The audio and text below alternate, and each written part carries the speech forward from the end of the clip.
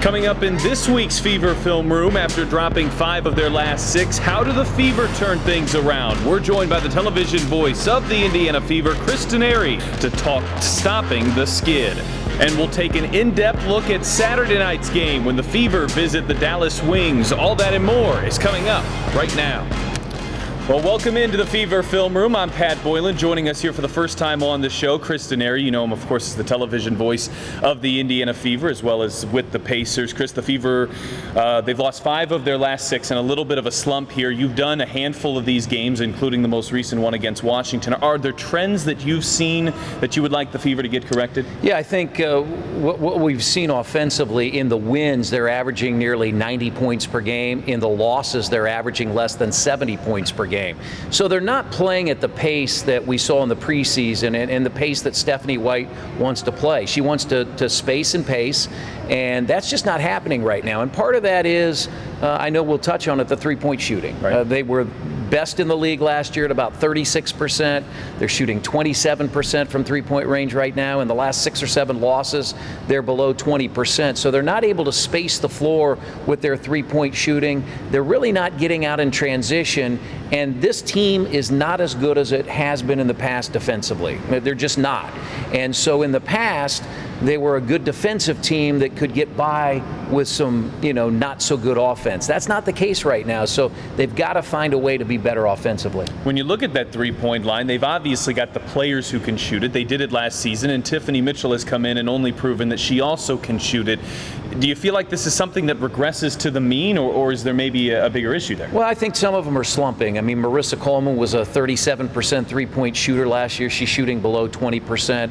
Shanice Johnson shot 41% last year and is probably a high 30% three-point shooter. She's in the low 30s. Breon January led the league last year in three-point shooting at better than 42, 43%, and she's not shooting it well. So, no, I think they're good shooters, and I think they've got a proven track record.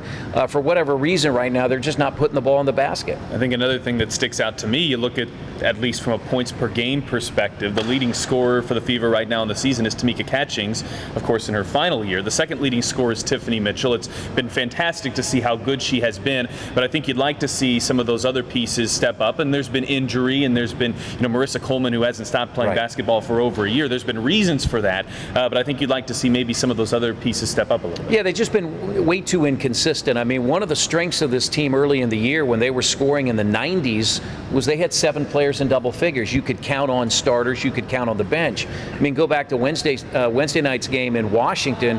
Lynetta Kaiser and Erica Wheeler were very solid off the bench, and Catchings was in double figures, but nobody else scored. So they're just not getting enough consistent scoring. It's, riding the waves like you're out in the ocean. And I think once they can get a little bit more consistency, especially on the offensive end, then this team will be better. We've talked about this on the show before. I've been around this group a lot the past couple of years, you over the last 17 years, but especially this recent group. Last year they got off to that slow start, of course, had the real strong second half. They come a win away from winning a championship. They're 5-9 right now, but this is a team with veteran leadership, and I think the fact that they've done that last year, I think could help get out of the mini slump they're in. And there's something about being on the road where they are right now, ahead of the Dallas game, then they have Chicago next week, come back for a home game, then they're back out on the road for 3 straight, Seattle, Phoenix, LA. That all sounds daunting, right, and you could really dig yourself a big hole halfway through the year. But I also think it's a chance for this team to come together, because they'll be spending so much time on the road, not just on the basketball court, but away from the court, that maybe this will be a time where they can truly come together and sort of right the ship. If you can play 50-50 basketball really in the next 5 or 6 games on the road, and then the bulk of your remaining games at home, then you'll be in pretty good shape. Fever not home until July 1st. Let's take a look at our Twitter question. We actually have 2 this week. We had a couple good ones that came in. You can tweet us at Indiana Fever, and we perhaps will ask your question here on the show. And the first one comes from a familiar name, Bill Ramika. He asked, the Fever came into the season with lots of expectations. Was the bar set too high? I don't think the bar was set too high. I mean, maybe you can say they overachieved a year ago. I don't think anybody thought that they would win the Eastern Conference in the playoffs and make it to the WNBA Finals. I mean, clearly you have a lot of good teams in the East, but really, Pat, this is a different year. Throw out the East and the West. It doesn't matter. Right. It's the top 8 teams in the WNBA this year, not the top 4 in the East or the top 4 in the West. I think we all figure that they should be a playoff team, but right now, if you look at 9 and 10, Seattle's not in the playoffs right now. They've got Lloyd and Brianna Stewart and Sue Bird. Phoenix is not in the playoffs right now with that all-star starting lineup. So I think there are a lot of teams right now underachieving. You never know how the offseason, as you said, Marissa Coleman just plays year-round. You just don't know how the offseason affects these players during the year, and it's really hurt Indiana here early. Our second question comes from Owen. It's sort of an open-ended question. You can take this whichever direction you'd like. He asks, what's one thing about Indiana, and talking about the Fever franchise, that I couldn't find at any other WNBA franchise? Well, there are a couple others that might be like it, but I think the strength of the Indiana Fever is the continuity they've had in the front office. Kelly Krauskopf has been here all 17 years as the president and general manager. And I think the affiliation, the attachment to an NBA franchise is huge. There are very few of those franchises left. I mean, I think the majority of the franchises now don't have an attachment to the NBA. I think that's great strength that Pacer Sports and Entertainment brings.